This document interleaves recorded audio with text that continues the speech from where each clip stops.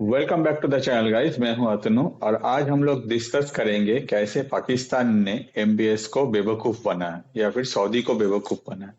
जैसे हम लोग को पता है कि यूएस कभी किसी का सगा नहीं है और ऐसा कोई नहीं है जिसको यूएस ठगा नहीं है। इस बार ऐसे ही हुआ। यूएस के भरोसे पाकिस्तान के साथ सऊदी ने डील किया था एक सिक्योरिटी पैक, जिसमें कहा जा रहा था कि अगर सऊदी के ऊपर कोई अटैक करता है या फिर पाकिस्तान के ऊपर अटैक करते हैं तो एक दूसरे कंट्री एक दूसरे के लिए स्टैंड देगा। सडनली जब ईरान के साथ यूएस और इसराइल का वॉर शुरू हो गया है, एट दैट टाइम हो गया है इम्तिहान कि भाई अभी पाकिस्तान क्या करेगा। क्योंकि हम लोग को पता है कि पाकिस्तान एक ऐसा कंट्री है जिसमें लगभग 20% जो है वो ऑलरेडी सिया है, जो इसको इसमें पाकिस्तान गवर्नमेंट का जो मूवमेंट है उसको सपोर्ट नहीं कर रहा है। On the other side Pakistan लगभग 800 किलोमीटर बॉर्डर भी ईरान के साथ शेयर करता है, तो अपने पड़ोसी के अगेंस्ट में जाके एक दूसरे कंट्री को सपोर्ट करना, वो भी यूएस के प्रेशर के वजह से या फिर यूएस का जो ऑर्गेनाइज गेम के वजह से, क्या ये पॉसिबल है? ऑब्वियसली ये पॉसिबल है अगर पैसा मिलता है तब। जैसे मैं कहता हूँ कि पाकिस्तान एक ऐसा कंट्री है जो हमेशा अपने तरफ फॉर सेल जो टैग है वो लगा के घूमता है। इस बार भी यही हुआ। कोई मुस्लिम ब्रदरहुड या फिर कोई दोस्ती यारी या फिर लॉन्ग टर्म रिलेशन, ये सोच कुछ भी नहीं था।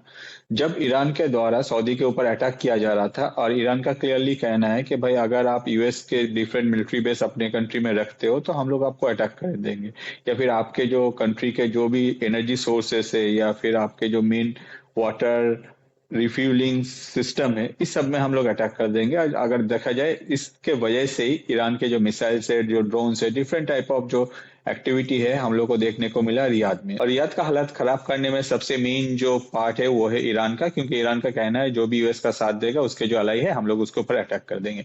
अब इस सिचुएशन में क्या कर सकता था? एमबीएस ने भी बोला कि भाई आप लोग हम लोग के ऊपर ऐसे अटैक करो, ये तो गलत है। अगर यूएस का साथ देना है तो ऑब्वियसली यूएस का दुश्मन को झेलना पड़ेगा। तो एमबीएस बोला कोई बात नहीं, हम लोगों के पास जो वॉच डॉग है पाकिस्तान में वो हम लोग आपके ऊपर छेड़ेंगे। और एमबीएस ने आगे आके एक नया स्टेप सोचा कि भाई हम लोग के साथ पाकिस्तान में इतना दिन से इतना जो पैसा हम लोग पंपिंग करते आ रहे हैं, पाकिस्तान हम लोग का साथ देगा। अब पाकिस्तान को जब बोला गया कि भाई देखो ऐसा हो रहा है तो चलो, जो हम लोग का ऑलरेडी जो मार्च में डील हुआ था, इस साल का ही मार्च 6 में एक डिफेंस डील हुआ था जिसमें पाकिस्तान और सऊदी एक दूसरे का प्रोटेक्ट करने के लिए रेडी हो गए थे। तो चलिए उस डील में पाकिस्तान को अप्रोच किया गया और चल गए पाकिस्तान के तरफ से, जाके पाकिस्तान के जो रिप्रेजेंटेटिव है वो मिले एमबीएस के जो सिक्योरिटी डिफेंस के हेड थे उनके साथ। At that point of time दोनों में बात हुआ और पाकिस्तान अपने तरफ से एक लंबा लिस्ट थमा दिया। क्या लिस्ट? पाकिस्तान अपने तरफ से एक ऐसा मेनू कार्ड दिया है जिसमें 8 मेनू है, और ये सारे 8 मेनू के जो प्राइसेस है वो बगल में लिखा हुआ है। और पाकिस्तान का कहना है कि अगर आपको सिक्योरिटी चाहिए तो आपको इनमें से जो भी प्लान पसंद है या फिर जो भी मेनू में आप ऐड करना चाहते हैं, अगर आप चाहिए तो आप सभी ऐड कर सकते हैं। उस हिसाब से हम लोग आपको सिक्योरिटी प्रोवाइड करेंगे। आप पूछेंगे ये क्या हुआ, ये मेनू कार्ड का क्या चक्कर है? शहबाज शरीफ पाकिस्तान के पीएम गए थे रियाद। रियाद में जाके उन्होंने डिफेंस जो मिनिस्टर है उनके साथ मीटिंग किया है और डिफेंस मिनिस्टर को एक मेनू थमाया है, वो भी आसिफ मुनीर के बैकअप पे। वही आसिफ मुनीर जो कुछ दिन पहले सऊदी में गए थे, जिनको हाईएस्ट सिविलियन अवार्ड भी मिल गया था सऊदी से। और प्रेजेंटली जब जरूरत पड़ा तब ब्रदरहुड सब कुछ भाग गया और सिर्फ बच गया क्या? पैसा। पाकिस्तान को चाहिए पैसा, पाकिस्तान ने ठीक तरह से सजा के एकदम प्रेजेंटेबल। एक चीज तो अच्छा है कि हर बार जो पाकिस्तान आईएमएफ के सामने या फिर वर्ल्ड बैंक के सामने दुनिया में जाके जो भीख मांगता है, हम लोग बोलते हैं कि कोई कटोरा लेके पहुंच गया फिर से। इस बार ये कटोरा का जो फंक्शन है इसमें थोड़ा सा प्रोफेशनलिज्म हम लोग को देखने को मिला। कैसे? इस बार एक अच्छा मेनू कार्ड था जिसमें 8 मेनू था। पाकिस्तान अपने तरफ से 8 मेनू सजा के लेके गए थे कि भैया अगर नंबर 1 नहीं होता तो नंबर 2 होगा, अगर 2 नहीं होगा तो 3 होगा, कोई ना कोई तो हो ही जाएगा। और ये पुराना जो भाई पैसा दे दो मांगते हैं, इसमें कोई अच्छा नहीं है। और पाकिस्तान एक ऐसा कंट्री है जो भिखारी से भी पैसा मांग लेता है। क्यों? मैं आगे जाके आपको ये बताता हूँ। तो ये सारे जो 8 मेनू है इनमें से कुछ जो स्पेशल मेनू है वो मैं आपको बताता हूँ।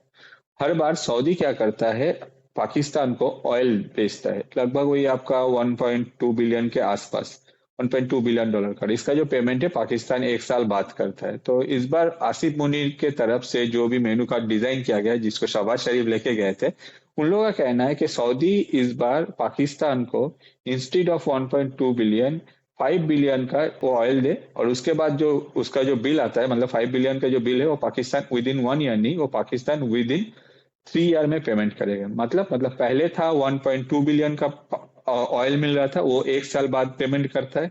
अब उन लोगों को चाहिए 5 बिलियन का ऑयल और वो भी पेमेंट होगा 3 साल बाद। तो ये था फर्स्ट जो मेनू में था। दूसरा क्या है, दूसरा है पाकिस्तान के स्टेट बैंक में सऊदी का लगभग वही $5 बिलियन के आसपास इन्वेस्टमेंट है। पाकिस्तान चाहता है कि सऊदी इसमें बस एक हल्का सा इंटरेस्ट चार्ज करे और आने वाले 10 साल तक इसको पाकिस्तान में ही रख दे। मतलब सऊदी अपना जो पैसा है वो भूल जाए। 10 साल बाद पाकिस्तान रहेगा या नहीं रहेगा वो तो पता नहीं, मगर अगर रहता है तो हो सकता है कि तब जाके सऊदी पाकिस्तान पाकिस्तान सऊदी को वो पैसा वापस दे, वो भी एक लोअर इंटरेस्ट में। वो काफी नॉमिनल इंटरेस्ट है। पाकिस्तान क्या इंटरेस्ट देगा, वो तो जिंदगी भर इंटरेस्ट ही देते फिर रहे। फिर भी ये जो था ये मेनू कार्ड में 2 नंबर पॉइंट था।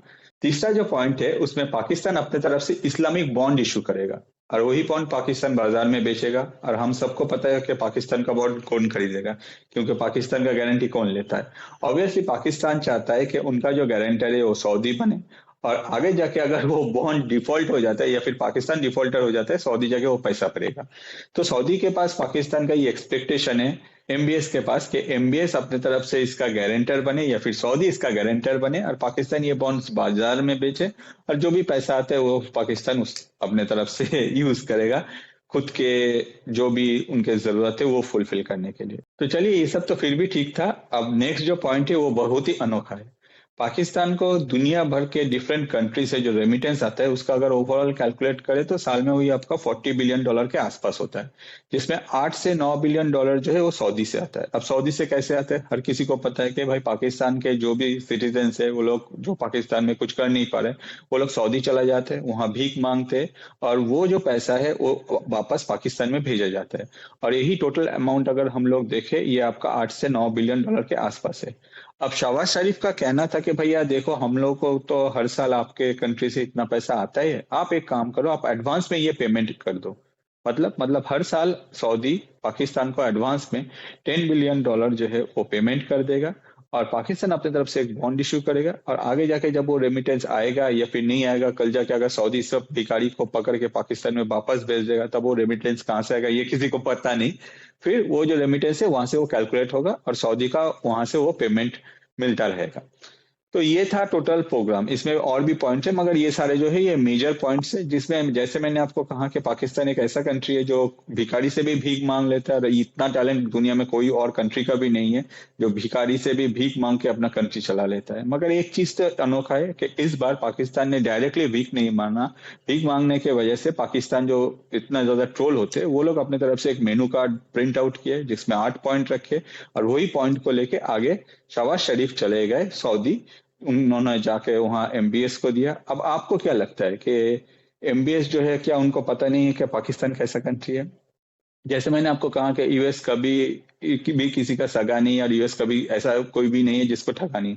तो इस बार क्या हुआ, इस बार यूएस देख रहा है कि अगर मैं खुद करूंगा तो खराब लगेगा, उल्टा ये जो भिखारी है ये तो हमेशा मांगता रहता है, एक काम करते आउटसोर्स कर देते। इन लोगों को मैं बोलता हूँ कि भाई आप लोग हमेशा आके यूएस में मत मांगो, आप लोग सऊदी से मांग लो।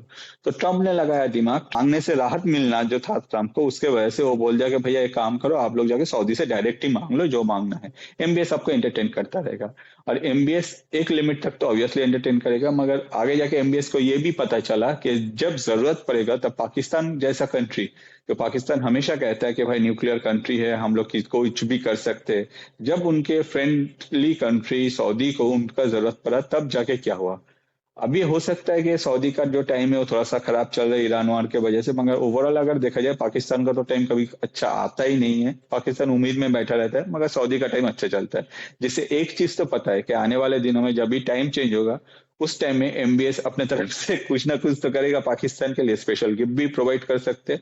एक और फैक्टर है वो है प्लान बी। मुझे नहीं लगता कि एमबीएस एक ऐसा इंसान है जिनके पास पाकिस्तान का ये सब हरकत एंटरटेन करने के अलावा कोई और प्लान नहीं है। ऑब्वियसली उनके पास कुछ ना कुछ प्लान बी है। वो प्लान बी क्या है वो कब बाहर आएगा इसके लिए हम लोग को वेट करना पड़ेगा।